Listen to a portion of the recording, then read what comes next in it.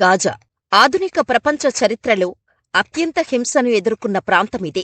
ఒకప్పుడు సిరి సంపదలతో వెలుగొందిన ఈ నగరం ఇప్పుడు శవాల దిబ్బలా, శిథిలాల గుట్టగా మారిపోయింది. గాజా ప్రాంతం దాదాపు 41 కిలోమీటర్ల పొడవు, 10 కిలోమీటర్ల వెడల్పుతో విస్తరించిన అతి చిన్న నగరం.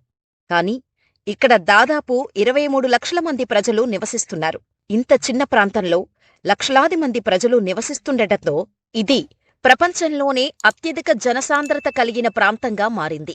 యూదులతో యుద్ధాల వల్ల, ఇజ్రాయిల్ బలమైన సైనిక శక్తి కారణంగా ఒకప్పుడు ఘనచరిత్ర కలిగిన పాలస్తీనా ఇప్పుడు 1-2 ప్రాంతాలకు పరిమితమైంది. ఇలాంటి పరిస్థితుల్లో అమెరికా నూతన అధ్యక్షుడు డొనాల్డ్ ట్రంప్ మరో సంచలనానికి తెరలేపారు.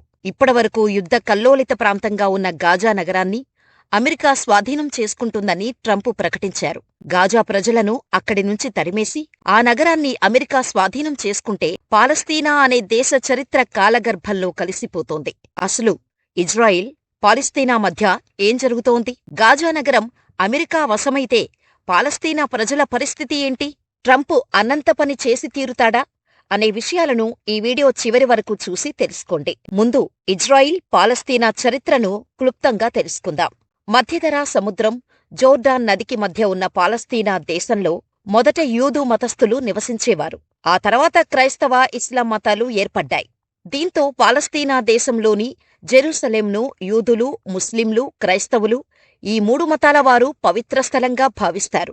ఈ 3 మతాలకు పునాది పడింది జెరూసలేంలోనే అని యూదులు, ముస్లింలు, క్రైస్తవులు నమ్ముతారు.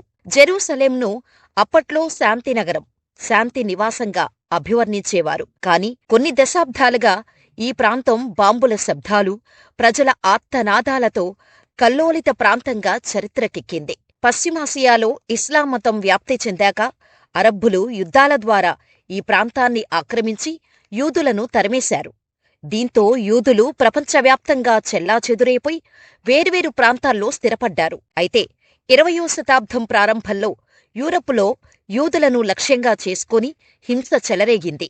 తమపై జరుగుతున్న దాడిని తప్పించుకునేందుకు అనేక మంది యూదులు ప్రాణాలు అరచేత పట్టుకుని పాలస్తీనా ప్రాంతానికి తరలివచ్చారు. క్రమేపీ ఈ ప్రాంతానికి వచ్చే యూదుల సంఖ్య పెరుగుతూ వచ్చింది.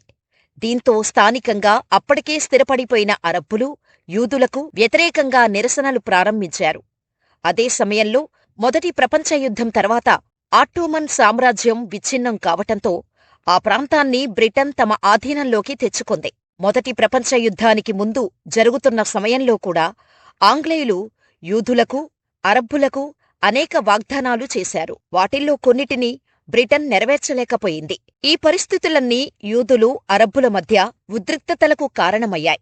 2 పక్షాల సాయుధ దళాల మధ్య హింసాత్మక ఘర్షణలు ప్రారంభమయ్యాయి. అదే సమయంలో జర్మనీలో అడాల్ఫ్ హిట్లర్ పరిపాలనలో నాజీల చేతిలో యూదుల ఊచకోత వల్ల పాలస్తీనా ప్రాంతానికి మరింతమంది యూదులు వలస వచ్చారు. 2వ ప్రపంచ యుద్ధంలో హిట్లర్ మరణం, జర్మనీ ఓటమి తర్వాత యూదులకు ప్రత్యేక దేశం కావాలన్న డిమాండ్ పెరిగింది. దీంతో బ్రిటిష్ పాలిత పాలస్తీనాను ఐక్యరాజ్య సమితి 1947లో 2 భాగాలుగా చేసింది. 55% యూదు ప్రాంతంగానూ, యూదులు, ముస్లింలు, క్రైస్తవులకు పవిత్రమైన జెరూసలేంను అంతర్జాతీయ ప్రభుత్వ నియంత్రణలో ఉండేట్టుగానూ, గాజా స్ట్రిప్ సహా మిగిలిన ప్రాంతమంతా అరబ్బులకు దక్కేలా కేటాయించారు. అలా సముద్ర తీరంలో గాజా నగరం ఏర్పడింది. ఈ ప్రతిపాదనకు యూదులు అంగీకరించినా అరబ్బులు సమ్మతించలేదు. దీంతో ఈ వివాదాన్ని బ్రిటిష్ వారు పరిష్కరించలేకపోయారు. 1948లో బ్రిటిష్ వాళ్లు ఆ ప్రాంతాన్ని విడిచి వెళ్లిపోయిన తర్వాత యూదులు ఇజ్రాయిల్ దేశాన్ని ఏర్పాటు చేస్తున్నట్టు ప్రకటించారు. 1948 మే 14న ఇజ్రాయిల్ దేశం ఏర్పడింది. దీంతో స్థానిక ఉద్రిక్తతలు ప్రాంతీయ విభేదాలుగా మారిపోయాయి. మరుసటి రోజే 1948 మే 15వ తేదీన ఈజిప్ట్, జోర్డాన్, సిరియా, ఇరాకులు కలిసి ఇజ్రాయిలుపై దాడి చేశాయి. ఇదే మొదటి అరబ్ ఇజ్రాయిల్ యుద్ధం. దీన్నే యూదుల స్వాతంత్ర సంగ్రామం అని కూడా పిలుస్తారు. ఈ యుద్ధంలో ఇజ్రాయిల్ గెలిచింది. అప్పటినుంచే పాలస్తీనియన్లకు కష్టకాలం ప్రారంభమైంది. యుద్ధంలో ఓడిపోయాక 7.5 లక్షల మంది పాలస్తీనియన్లు ప్రాణాలు చేతపట్టుకొని పొరుగు దేశాలకు పారిపోయారు. కొందరిని ఇజ్రాయెల్ దళాలు బలవంతంగా ఇళ్లనుంచి బయటకు తరిమికొట్టాయి. ఈ వివాదం అంతటితో ఆగిపోలేదు. 1967లో మరోసారి అరబ్ దేశాలకు ఇజ్రాయిలుకు మధ్య ఘర్షణలు చెలరేగి భారీ యుద్ధానికి దారితీశాయి. ఈ యుద్ధంలో అరబ్ దేశాల కూటమిపై ఇజ్రాయిల్ విజయం సాధించింది. గాజా స్ట్రిప్, ఈజిప్టులోని సినాయ్ ద్వీపకల్పం, వెస్ట్ బ్యాంక్, తూర్పు జెరూసలేం, గోల్డెన్ హైట్స్ ఇజ్రాయిల్ ఆధీనంలోకి వచ్చాయి. 5 లక్షల మంది పాలస్తీనియన్లు నిరాశ్రయులయ్యారు. అయితే ఐక్యరాజ్యసమితి తీర్మానం ప్రకారం జెరూసలేంకు స్వతంత్ర ప్రతిపత్తి ఉండాలి. కాని 1967 యుద్ధం తర్వాత ఇజ్రాయిల్ జెరూసలేం నగరంపై పూర్తి పట్టు సాధించింది. 1980లో ఇజ్రాయిల్ పార్లమెంటు జెరూసలేంను విడదీసేది లేదని, ఇదే తమ రాజధాని అని ఏకంగా చట్టాన్నే చేసింది. పాలస్తీనాతో ఉన్న వివాదాల్లో జెరూసలేం ప్రతిపత్తి కూడా ఒకటి. జెరూసలేంలోని తూర్పు భాగంలో ఉన్న పాలస్తీనా ప్రాంతాన్ని ఆక్రమించుకోవటంతో జెరూసలేంపై ఇజ్రాయిల్ నియంత్రణను పాలస్తీనా వాసులు వ్యతిరేకిస్తున్నారు. జెరూసలేంను వారు తమ చారిత్రక రాజధానిగా పరిగణిస్తుంటారు. ఈ వివాదాల కారణంగా అంతర్జాతీయ సమాజంలో చాలా భాగంగా జెరూసలేంను ఇజ్రాయిల్ రాజధానిగా గుర్తించటం లేదు. అయితే 2019లో అప్పటి అమెరికా అధ్యక్షుడు డొనాల్డ్ ట్రంప్ స్వయంగా ఇజ్రాయిల్లో పర్యటించి జెరూసలేంను ఇజ్రాయిల్ రాజధానిగా ప్రకటించారు. ఈ విధంగా ఇజ్రాయిల్ అంతర్జాతీయంగా, సైనికపరంగా ప్రపంచంలోనే శక్తివంతమైన దేశంగా అభివృద్ధి చెందగా, పాలస్తీనా మాత్రం ఇజ్రాయిల్కు ధీటుగా ఎదగలేకపోయింది. ఈ క్రమంలోనే 2023 అక్టోబర్ 7న పాలస్తీనాకు చెందిన వందలాది మంది హమాస్ ఫైటర్లు సరిహద్దు వెంబడి ఉన్న ఇజ్రాయిల్ దక్షిణ ప్రాంతాలపై దాడి చేసి దాదాపు 1200 మందిని చంపేసి 250 మందికి పైగా ప్రజలను బందీలుగా గాజాకు తీసుకెళ్లటంతో ఘర్షణ మొదలైంది. హమాస్ దాడులకు తక్షణమే ప్రతిస్పందించిన ఇజ్రాయిల్ వైమానిక దాడులతో విరుచుకపడింది. గాజా నగరంపై అక్టోబర్ 27న పూర్తిస్థాయి సైనిక చర్యకు దిగింది. అప్పటినుంచి గాజాపై భూతల దాడులతో పాటు సముద్ర, వాయుమార్గాల్లోనూ దాడులు చేసింది. హమాస్ కూడా ఇజ్రాయిల్పై రాకెట్లతో దాడులు చేసింది. ఇజ్రాయిల్ దాడుల్లో హమాస్ అధినేత యాహ్యా సిన్వార్ మృతి చెందాడు. దీంతో యుద్ధంలో ఇజ్రాయిల్ పైచేయి సాధించినట్టయింది. ఇజ్రాయిల్ జరిపిన దాడుల్లో దాదాపు 46,700 మందికి పైగా పాలస్తీనియన్లు చనిపోయినట్టు గాజాలో హమాస్ ఆధ్వర్యంలోని ఆరోగ్య మంత్రిత్వ శాఖ తెలిపింది. అయితే 2025 జనవరి 20వ తేదీలోపు యుద్ధం ముగించాలని, లేకపోతే మీ అంతు చూస్తానంటూ అమెరికా అధ్యక్షుడిగా గెలిచిన తర్వాత డొనాల్డ్ ట్రంప్ ఇజ్రాయిల్ పాలస్తీనాకు సీరియస్ వార్నింగ్ ఇచ్చాడు.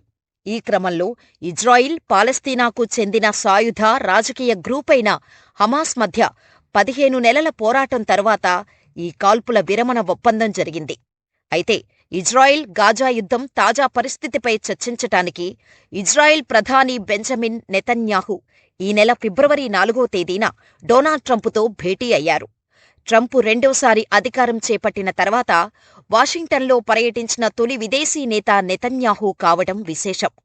నెతన్యాహుకు ధన్యవాదాలు తెలుపుతూ ట్రంప్ తన ప్రెస్ కాన్ఫరెన్స్ ప్రారంభించారు. ట్రంప్ తన ముందున్న నేతలను విమర్శిస్తూ జో బైడెన్ తన 4 ఏళ్ల పదవీకాలంలో ఇజ్రాయిల్కు శత్రువులు పెరిగేలా చేశారని ఆరోపించారు. అనంతరం ట్రంప్ సంచలన ప్రకటన చేశారు. యుద్ధ కల్లోలిత గాజా నగరాన్ని తాము స్వాధీనం చేసుకుని అభివృద్ధి చేస్తామని వెల్లడించారు. గాజాలో ఉన్న దాదాపు 23 లక్షల మంది పాలస్తీనా వాసులంతా పశ్చిమాసియాలోని అరబ్ దేశాలకు వలస వెళ్లిపోయి శాశ్వతంగా స్థిరపడితే యుద్ధంలో ధ్వంసమైన పాలస్తీనా భూభాగాన్ని స్వాధీనం చేసుకుని పేలని బాంబులను తొలగించి ఆర్థికంగా ఈ భూభాగాన్ని తిరిగి అభివృద్ధి చేస్తామని అన్నారు. మరి పాలస్తీనా భూభాగంలో ఎవరు నివసిస్తారని మీడియా ప్రశ్నించగా ప్రపంచ ప్రజలకు ఇదొక గమ్యస్థానంగా మారుతుందని ట్రంప్ చెప్పారు. అయితే గాజాను అమెరికా ఏ అధికారంతో స్వాధీనం చేసుకుంటోంది, ఎలా స్వాధీనం చేసుకుంటుందన్న ప్రశ్నకు ట్రంప్ నేరుగా సమాధానం చెప్పలేదు. తన తొలి పదవీకాలంలో నెతన్యాహుతో కలిసి పనిచేయటం ఉన్నతమైన విజయాలు అందించిందని ట్రంప్ అన్నారు. మిడిలీస్టులో శాంతిని, స్థిరత్వాన్ని తీసుకొచ్చిందని చెప్పారు. జెరూసలేంలో అమెరికా ఎంబసీని తెరిచామని, అబ్రహం ఒప్పందాలపై సంతకాలు జరిగాయని, అప్పుడే తొలిసారి ఇజ్రాయిల్ని కొన్ని అరబ్ దేశాలు గుర్తించాయని చెప్పుకొచ్చారు. గాజా ప్రాంతం ఎన్నో దశాబ్దాలుగా మరణాలకు, విధ్వంసానికి సంకేతంగా నిలుస్తుందని చెప్పారు. పాలస్తీనా భూభాగాన్ని దురదృష్టమైనదిగా పేర్కొన్న ట్రంప్ ఇక్కడ నివసిస్తున్న 23 లక్షల మంది ప్రజలు ఇతర దేశాలకు వెళ్లిపోవాలని అన్నారు. సౌకర్యవంతంగా, ప్రశాంతంగా జీవించేలా గాజా ప్రజలకు అనుమతించేందుకు ధనిక దేశాలు వారికి పునరావాసం కల్పించాలని కోరారు. ఇక్కడి నుంచి వెళ్తే వారిపై ఎవరూ కాల్పులు జరపరన్నారు. పాలస్తీనా ప్రజలు గాజాలో నివసిస్తుండటానికి కారణం వారికి ఎలాంటి ప్రత్యామ్నాయం లేకపోవడమేనని ఆయన అన్నారు.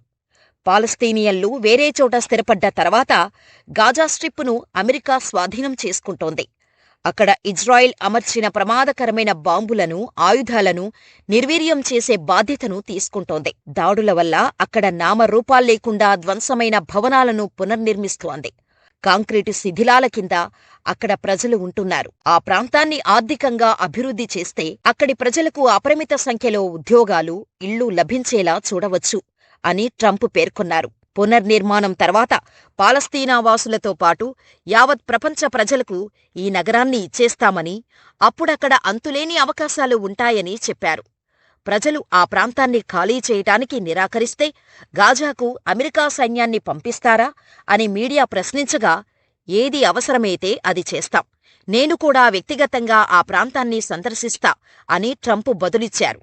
గాజాను శాశ్వతంగా స్వాధీనం చేసుకుంటారా అని అడిగినప్పుడు, దీర్ఘకాలం పాటు యాజమాన్య హక్కుల్ని తీసుకుంటామని, అది పశ్చిమాసియా మొత్తానికి స్థిరత్వం తీసుకువస్తుందని వివరించారు. పక్కనే ఉన్న ఇజ్రాయిల్ ప్రధాని నేతన్యాహు మాట్లాడుతూ, ట్రంప్ ప్రకటన చరిత్రను మార్చివేస్తుందని అభిప్రాయపడ్డారు. హమాస్తో పోరాటం తర్వాత ఇజ్రాయిల్ మరింత బలంగా మారిందన్నారు. చర్చల్లో భాగంగా యుద్ధాన్ని ముగించి తమ దేశంలో శాంతి నెలకొల్పడానికి, ప్రజలకు సురక్షిత భవిష్యత్తును అందించటానికి 3 ముఖ్యమైన లక్ష్యాలను నిర్దేశించుకున్నామని చెప్పారు. బందీలందరినీ విడుదల చేయటం, హమాస్ సైన్యాన్ని నాశనం చేయటం, ఇజ్రాయిల్కు గాజా ఎప్పటికీ ముప్పు కలిగించకుండా చూసుకోవటం అనేవి ఆ లక్ష్యాలను తెలిపారు. ట్రంప్ తన పరిధిని దాటి యుద్ధాన్ని ఆపటానికి ప్రయత్నాలు చేస్తున్నారని, ఇజ్రాయిల్ తమ లక్ష్యాన్ని చేరుకోవటానికి అవి ఎంతో ఉపయోగపడతాయని పేర్కొన్నారు. అయితే గాజాను స్వాధీనం చేసుకుంటామని అమెరికా అధ్యక్షుడు ట్రంప్ చేసిన వ్యాఖ్యల్ని ఈజిప్టు, పాలస్తీనా అథారిటీ, రష్యా, చైనా, ఫ్రాన్స్ సహా ప్రపంచ దేశాలు తీవ్రంగా ఖండించాయి. యుద్ధ సమస్యకు పరిష్కారం అది కాదని తేల్చి చెప్పాయి. ఇలా ఖండించిన వాటిల్లో అమెరికా మిత్రదేశాలు ఉండటం విశేషం. ఈ ప్రతిపాదన ఆమోదయోగ్యం కాదని తుర్కీయే పేర్కొంది. గాజా ప్రజల్ని బలవంతంగా తరలించటాన్ని వ్యతిరేకిస్తామని చైనా స్పష్టం చేసింది. పాలస్తీనా, ఇజ్రాయిల్ ఘర్షణకు తెరపడాలంటే అవి 2 దేశాలుగా విడిపోవాలని పునరుద్ఘాటించింది. Russia, France, Britain, Australia, New Zealand వంటి పలు ఇతర దేశాలు కూడా ఇదే అభిప్రాయాన్ని వ్యక్తం చేశాయి. మరోవైపు పాలస్తీనీయులకు అరబ్ దేశాలు ఆశ్రయం కల్పించాలంటూ ట్రంప్ చేసిన ప్రతిపాదనను ఆయా దేశాలు ఖండించాయి. అలా చేస్తే తమ ప్రాంత సుస్థిరత దెబ్బతింటుందని Egypt, Jordan, Saudi Arabia, UAE, Qatar, Palestine Authority, Arab లీగులు సంయుక్తంగా ప్రకటన చేశాయి. పాలస్తీనా స్వతంత్ర రాజ్యంగా ఉండాలనేది తమ నిశ్చిత అభిప్రాయమని తెలిపింది. గందరగోళం సృష్టించటానికి ట్రంప్ ప్రయత్నిస్తున్నారని హమాస్ సీనియర్ ప్రతినిధి సమీ అబూ జుహ్రీ మండిపడ్డారు. అలాగే గాజాను స్వాధీనం చేసుకోవాలన్న అమెరికా అధ్యక్షుడు ట్రంప్ ఆలోచన ప్రమాదకరమని మన దేశంలోని కాంగ్రెస్ పార్టీ పేర్కొంది. ఇది ఎంతమాత్రం ఆమోదయోగ్యం కాదని ఏఐసీసీ ప్రధాన కార్యదర్శి జయరాం రమేష్ చెప్పారు. ట్రంప్ ప్రకటనను చూస్తే 1948 నాటి పరిణామాలు పునరావృతమవుతాయనే ఆందోళనను పాలస్తీనా వాసులు వ్యక్తం చేస్తున్నారు. 77 ఏళ్ల క్రితం ప్రస్తుతం ఇజ్రాయిల్ నుంచి దాదాపు 7 లక్షల మంది బహిష్కరణకు గురికావాల్సి వచ్చిన విషయాన్ని గుర్తు చేసుకుంటున్నారు. అరబ్ ఇజ్రాయిల్ యుద్ధం ముగిశాక కూడా శాశ్వత శరణార్థులుగా అనేక మంది ఎక్కడెక్కడో తలదాచుకోవాల్సి వచ్చిందని వారు చెబుతున్నారు. ట్రంప్ ప్రతిపాదనను ప్రపంచ దేశాలు ఖండించటంతో అమెరికా వివరణ ఇచ్చింది. పాలస్తీనా ప్రజలను గాజా నుంచి శాశ్వతంగా వెళ్లిపోవాలని తమ అధ్యక్షుడు అనలేదని అమెరికా విదేశాంగ మంత్రి మార్క్ రుబియో తెలిపారు. గాజా పునర్నిర్మాణం సాఫీగా సాగటానికి తాత్కాలికంగా తరలివెళ్లమని మాత్రమే ట్రంప్ సూచించారని అన్నారు. వైట్ హౌస్ ప్రతినిధి కారోలైన్ లెవెట్టి మాట్లాడుతూ, పాలస్తీనా శరణార్థులకు మా మిత్రదేశాలైన ఈజిప్ట్, జోర్డాన్లు ఆశ్రయమిస్తాయని ఆశిస్తున్నాను. అప్పుడే వారి ఇళ్లను మేము పునర్నిర్మించగలం. ఈ విషయంలో ఇప్పటికే అధ్యక్షుడు ఓ స్పష్టతనిచ్చారు. వారిని తాత్కాలికంగా మాత్రమే గాజా నుంచి బయటకు తరలిస్తారు అని ఆమె వెల్లడించారు. పాలస్తీనా ప్రజల్ని తమ సొంత దేశాన్ని వదిలేసి మరో ప్రాంతానికి వలస వెళ్లిపోవాలని అగ్రరాజ్యానికి అధ్యక్షుడి హోదాలో ఉన్న డొనాల్డ్ ట్రంప్ చెప్పటం చాలా మందిని దిగ్భ్రాంతికి గురి చేస్తోంది. ఇజ్రాయిల్, పాలస్తీనా మధ్య 100 ఏళ్లుగా కొనసాగుతున్న ఆధిపత్య పోరుకు ట్రంప్ ప్రతిపాదనే శాశ్వత పరిష్కారమా? లేదా మరో భారీ యుద్ధానికి ఆరంభమా? ఇజ్రాయిల్, పాలస్తీనా సమస్యకు శాశ్వత పరిష్కారమేంటని మీరనుకుంటున్నారు? మీ అభిప్రాయాలను మాకు కామెంట్ రూపంలో తెలియచేయండి. ఇలాంటి మరిన్ని వీడియోల కోసం మన ఛానల్ని సబ్స్క్రైబ్ చేసుకుని ఈ వీడియో మరింత మందికి చేరేలా లైక్ చేసి షేర్ చేయండి.